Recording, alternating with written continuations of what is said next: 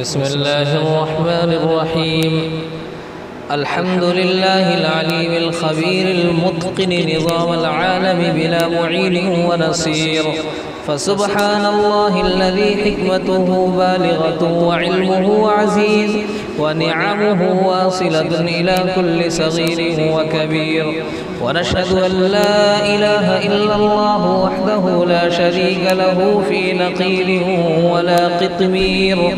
ونشهد أن سيدنا ومولانا محمدا عبده ورسوله الذي هدانا بكتاب منير ودعانا إلى الله بالإنذار والتبشير، صلى الله عليه وعلى آله وصحبه ما دامت الكواكب تسير. أما بعد، فإن ترجمة عقيدة أهل السنة في كلمتي الشهادة التي هي إحدى مباني الإسلام.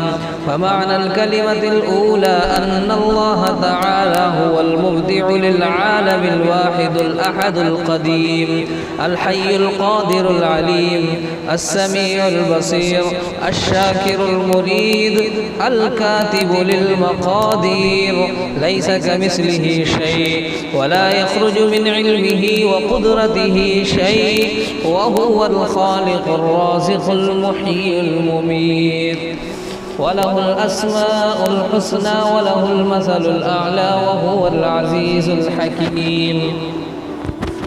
ومعنى الكلمة الثانية أن محمدًا عبده ورسوله، وأنه صادق في جميع ما جاء به من الأخبار والأحكام، وأن القرآن كلام الله تعالى، وكل من الكتب والرسل والملائكة حق، والمعراج حق، وكرامات الأولياء حق، والصحابة كلهم عدول، وأفضلهم الأربعة الخلفاء على ترتيب الخلافة، وسؤال القبر حق، والبعث حق، والوزن حق، والكتاب حق، والحساب حق، والحوض حق، والصراط حق، والشفاعة حق، ورؤية الله تعالى حق، والجنة حق، والنار حق، وهما باقيتان لا تفنيان ولا يفنى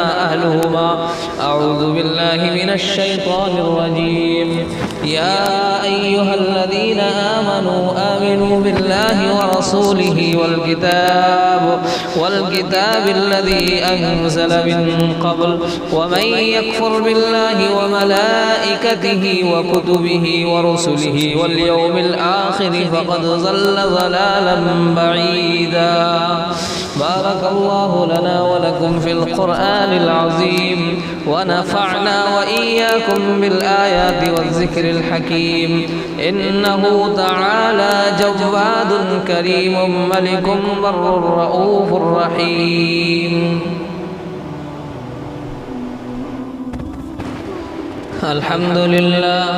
الحمد لله أستعينه وأستغفره، ونعوذ بالله من شرور أنفسنا. من يهده الله فلا مضل له، ومن يضلل فلا هادي له، وأشهد أن لا إله إلا الله وحده لا شريك له، وأشهد أن محمدًا عبده ورسوله أرسله بالحق بشيرا ونذيرا بين يدي الساعة. من يطع الله ورسوله فقد رشد، ومن يعصهما فإنه لا يضر إلا نفسه ولا يضر الله شيئا.